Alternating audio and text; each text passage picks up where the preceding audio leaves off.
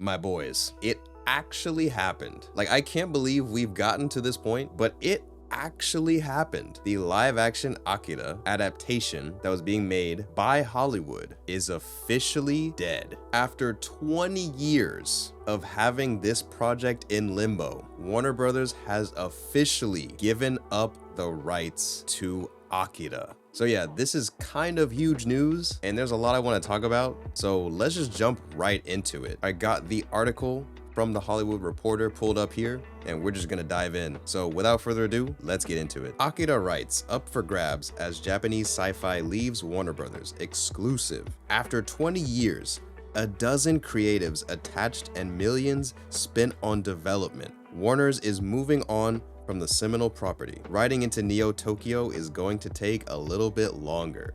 After more than 2 decades of developing a live-action take on Japanese sci-fi classic Akira, Warner Bros. Has let go of the movie rights. The rights have reverted back to Kodansha, the manga publisher that first put out the post-apocalyptic cyberpunk story by Katsuhiro Otomo in 1982. Producers and talent are said to be lining up to attach themselves to the property in preparation to be presented to select studio and streamers. First appearing as a genre-defining manga that ran throughout the 1980s, Akira is best known as the seminal 1988 anime that was a defining moment for adult animation and Japanese culture in terms of reaching a worldwide audience. Warner's picked up the movie rights in 2002 and set Blade filmmaker Stephen Norrington to direct an adaptation, with John Peters producing. What followed is one of the biggest development hell escapades in Hollywood history, as the studio would go on to spend millions, well into the 8 figures, over the next 2 decades. The Norrington version withered. The box office failure of his League of Extraordinary Gentlemen was a contributing factor, and several years later, Legendary was brought on board to co-finance. Leonardo DiCaprio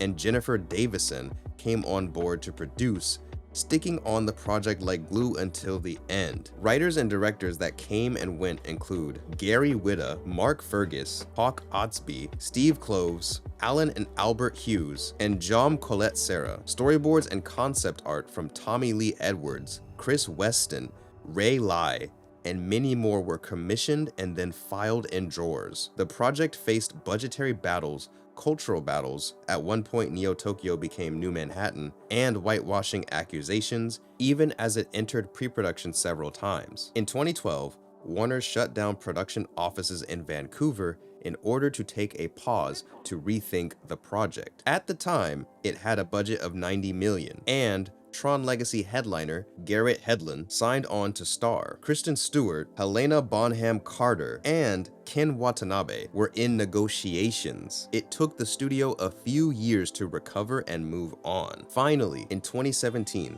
Taika Waititi came on board to help write and direct a take. That version, too, went pretty far. The project nabbed California film tax credits and had a May 21st, 2021 release date. It would have gone up against John Wick Chapter 4 and had casting reps on the ground in Japan, as it was aiming for an all-Japanese cast. That was before Waititi got pulled into several directions. He was in post on Jojo Rabbit, directing an episode of The Mandalorian, and writing Thor: Love and Thunder, and the project's schedule kept shifting while gaining 2 additional producers, Garrett Bash and Jeremy Kleiner. Waititi never recommitted to Akira, and the project has been dormant ever since. The rights to Akira are the latest to join a list of a few other high-profile properties whose screen rights have become available this year. In March, horror classic Texas Chainsaw Massacre went on the market, as did the rights to the Jason Bourne spy stories, which had called Universal home for over 2 decades.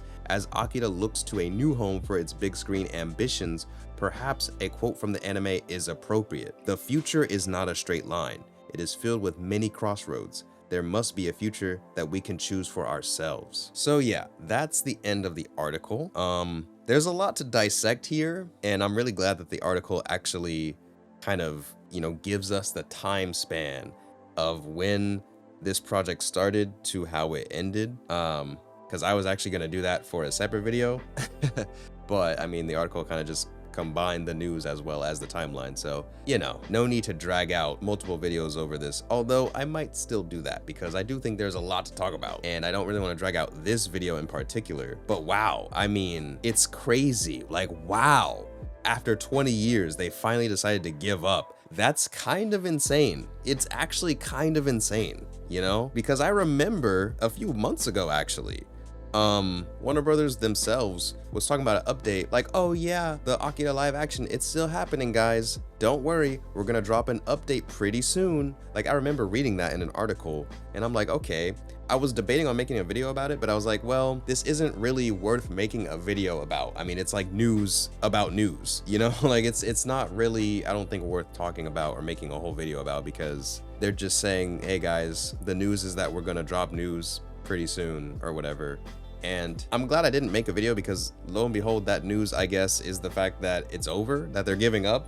I mean, maybe they weren't intending to say that they're giving up, but you know what I mean? It's like, it ended up not being true, or at the very least not amounting to anything, because it's over now. So that's kind of wild. And you know, it's just insane to think about. Like, this project was in development hell for so long, and you know, a lot of people in Hollywood really wanted to make this happen, really wanted to attach their name to this project and get it, you know, off the ground, make it something. But ultimately, it didn't happen. Now, with that being said, there is a lot of information in this article that I do really want to talk about. I really want to dissect, but I do think that might be best to save for another video, because I mean, this article was somewhat longer than I expected, and this video was mostly meant to just be a news related video saying, hey guys, it has officially ended. So I don't want to mix all my thoughts and predictions of what might happen in the future for,